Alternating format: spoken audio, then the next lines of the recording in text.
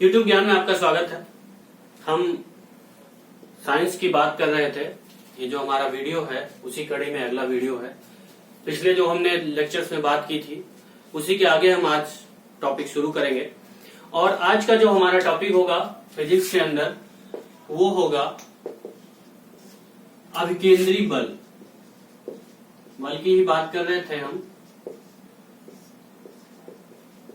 अपकेंद्री बल पहला टॉपिक होगा हमारा। इसमें हम बात करेंगे कि अपकेंद्री बल होता क्या है, इसके फायदे क्या हैं, इसके नुकसान क्या हैं, इनसे जुड़ी बात करेंगे।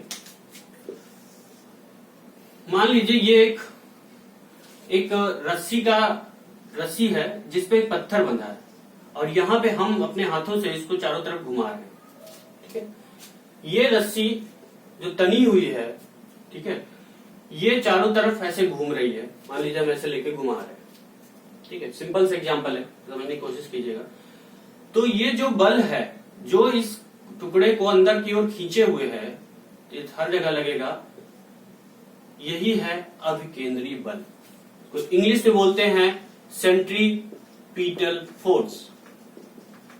देखिए ये बड़ा कंफ्यूजिंग होता है केंद्रीय और अपकेंद्री। तो सेंट्रीपीटल और सेंट्रीफ्यूगल। पी मतलब पॉइंट, जो पॉइंट की तरफ करे या अंदर की तरफ, वो सेंट्रीपीटल यानी अंदर की ओर लगने वाला बल अभिकेंद्री बल है। ठीक है, फ्यूगल भी अभी मैं बताऊंगा आपको। सेंट्रीपीटल फोर्स कहते हैं। ठीक है, यानी अभिकेंद्री बल। ये अभिकेंद्री बल हर जगह पे, अगर वृत्ताकार मार्ग पर कोई घूम रही है, अगर इसको एग्जैक्ट डिफिनेशन में बांटा जाए, कहा जाए तो कोई भी वस्तु जो वृत्ताकार मार्ग पर घूम रही है उसपे अंदर की ओर लगने वाला, वस्तु पर अंदर की ओर लगने वाले बल को अभिकेंद्री बल कहते हैं। ठीक है, अब इसमें यह है कि जो पत्थर है ये भी हमारे हाथ पर, अगर हाथ से घुमा रहे हैं तो हाथ पर कुछ बल लगाएगा। जिसको हमने न्यूटन के थर्ड लॉ में पढ़ा था, क्रिया प्रतिक्रिया का नियम, कि हर वस्तु जितना बल उस पर लगता है उसके विपरीत बल भी लगाती है। तो ये बल भी, ये पत्थर भी इस पर बल लगाएगा, यानी अभिकेंद्री बल की प्रतिक्रिया भी होगी। यानी प्रतिक्रिया बल लगेगा इस पे। ठीक है, इसको बता इसलिए रहा हूं मैं क्योंकि कभी कभी एज ए कंफ्यूजन हम क्वेश्चन आता है तो उसमें अभिकेंद्री बल की प्रतिक्रिया बल को ही अपकेंद्री बल कहते हैं। इस सेंटेंस को सही मान लेते हैं, ट्रू कर देते हैं, जबकि ये गलत है। इसलिए मैंने कहा कि अपकेंद्री बल की प्रतिक्रिया बल भी होती है। ठीक है, अपकेंद्री बल की एक प्रतिक्रिया बल भी होता है। अब हम बात करेंगे जो सेकंड बल की है वो है अपकेंद्री बल। दोनों एक दूसरे से जुड़े हुए हैं। कैसे जुड़े हुए हैं अभी मैं बताता हूं आपको। Centrifugal force.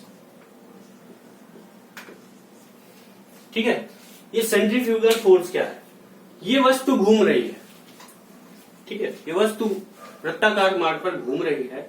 अपकेंद्री बल का एग्जांपल में मैं दे सकता हूं, जैसे साइकिल का पहिया घूमना, और तुम्हारा ग्रहों की गति। ठीक है, रस्सी से मैंने बताया था, इलेक्ट्रॉन के नाभिक के चारों ओर घूमना, ये सब अपकेंद्री बल के ही उदाहरण है। ठीक है, अपकेंद्री बल क्या है? अपकेंद्री बल है ये जो वस्तु है, यहीं पे मैं समझाता हूं, ये जो वस्तु है ये चूंकि अगर इस पे बल ना लगे अंदर की ओर तो ये बल सीधी रेखा में गमन कर जाए। अगर मैं घुमाते घुमाते रस्सी को हाथ से छोड़ दूं तो वो घूमती नहीं रहेगी, वो जहां पे छोड़ा जाएगा उसे सीधी रेखा में गमन कर जाएगी। वो होता है जड़त्व, यानी जड़त्व के कारण जो बल लगता है वो है सेंट्रीफ्यूगल फोर्स, अपकेंद्री बल। अब जड़त्व क्या है? जड़त्व मैंने पहले बताया है कि आप जो पॉइंट आपसे बंधा हुआ है वो घूमने की कोशिश करेगा या साथ साथ गति करेगा, जो नहीं है वो स्यूडो गति दिखाएगा। इसीलिए अपकेंद्री बल को छद्म बल भी बोलते हैं, स्यूडो फोर्स। ठीक है, स्यूडो फोर्स भी बोलते हैं या जड़त्व बल भी बोलते हैं, इनर्शियल फोर्स भी बोलते हैं। ठीक है, कारण ये है कि ये कोई असली में बल नहीं है, ये रियल बल नहीं है, ये केवल जड़त्व के कारण ही दिखता हुआ प्रतीत होता है। जैसे एक गोल झूला होता है, मेरी गो राउंड जैसे बोलते हैं, गोल झूला, उसमें जब हम बैठ के या घूमते हैं तो हम बाहर की ओर झुके हुए रहते हैं। कि बाहर की ओर झुके हुए प्रतीत होते हैं, या फिर कार जब मोड़ पे मुड़ती है तो हम अपने आप बाहर की ओर झुक जाते हैं। वो कोई बल नहीं होता, वो हमारे जड़त्व के कारण ऐसा हमें फील होता है। लेकिन इसको बोलते हैं, जो हमें फील होता है उसी को बोलते हैं अपकेंद्री बल। अब इस अपकेंद्री बल का क्या फायदे हैं, जो हम कहते हैं अप्लाइड साइंस में क्या क्या फायदे हैं। जैसे क्रीम, जब दूध से क्रीम निकाली जाती है, या मथानी आपने कभी देखी हो, शायद देखी हो, क्रीम निकालने की मशीन या मथानी, तो उसमें मक्खन को दूध में मखा जाता है, मट्ठे को ऐसे रोल किया जाता है। उसमें होता है कि ये अपकेंद्री बल की वजह से जो कण होते हैं वो बाहर की ओर भागते हैं। ठीक है, जो भारी कण है वो बाहर की ओर भागते हैं और वो बाहर निकल जाते हैं। उनको इकट्ठा कर लिया जाता है, अलग कर लिया। एक अच्छा एग्जांपल है वॉशिंग मशीन। वॉशिंग मशीन में भी यही होता है, कपड़े हम डालते हैं वॉशिंग मशीन में, वो दोनों तरफ राउंड करते हैं, तो जो मैल होते हैं, मैल के कण, वो साबुन के कण के साथ जुड़ के बाहर की तरफ फेंके जाते हैं।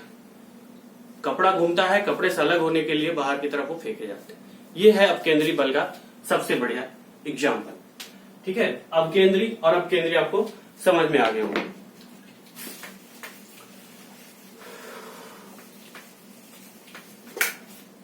अगला जो हमारा टॉपिक है, बल आघूर्ण, जिसे टॉर्क भी बोलते हैं इंग्लिश में।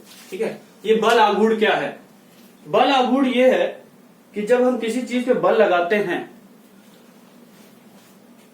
तो ऐसा बल लगे जो उस पिंड को अक्ष के पारिता, किसी एक्सिस के पारिता चारों तरफ घुमाने की प्रवृत्ति रखता हो, वो है बल आघूर्ण।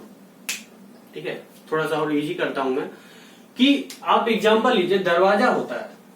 ठीक है, दरवाजा में कब्जे लगे होते हैं यहाँ पे, और ये दरवाजा है मान लीजिए, ये हुई एक्सिस, और दरवाजा इसके चारों तरफ घूमता है। चारों तरफ नहीं घूमता, मान लीजिए 180 डिग्री घूमता है, आधा ही घूमता है। तो ये जो बल लग रहा है इसको घुमाने के लिए, यही है बल आघूर्ण। अब बल आघूर्ण का दैनिक जीवन पे क्या आपके एग्जांपल्स हैं, कैसे बल आघूर्ण को हम नापते हैं, या बल आघूर्ण क्या होता है? बल आघूर्ण है बल जितना लगाया जाए सेंटर से, और बल की भुजा जितनी दूरी पे लगाया जाए, वो है बल आघूर्ण।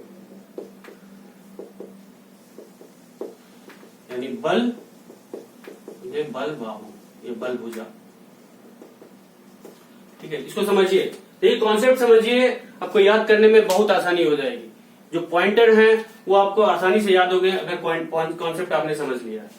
आप दरवाजे को जब भी हत्था लगाया जाता है, एग्जांपल से बताता हूं, जब भी हत्था लगाया जाता है या खोलने के लिए जो आपका कुंडी लगाई जाती है, वो हमेशा इस साइड में, दूर वाली साइड में लगाई जाती है।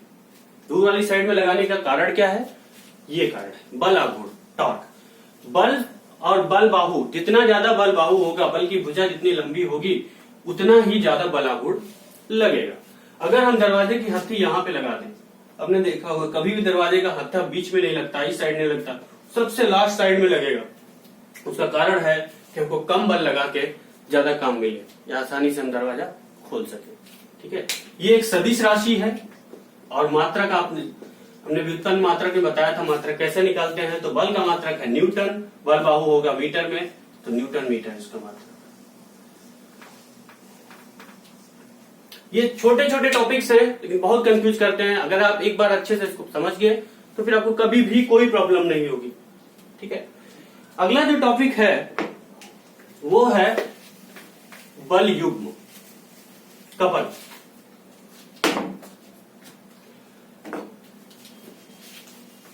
मोमेंट ऑफ कपल या कपल बोलते हैं इसको।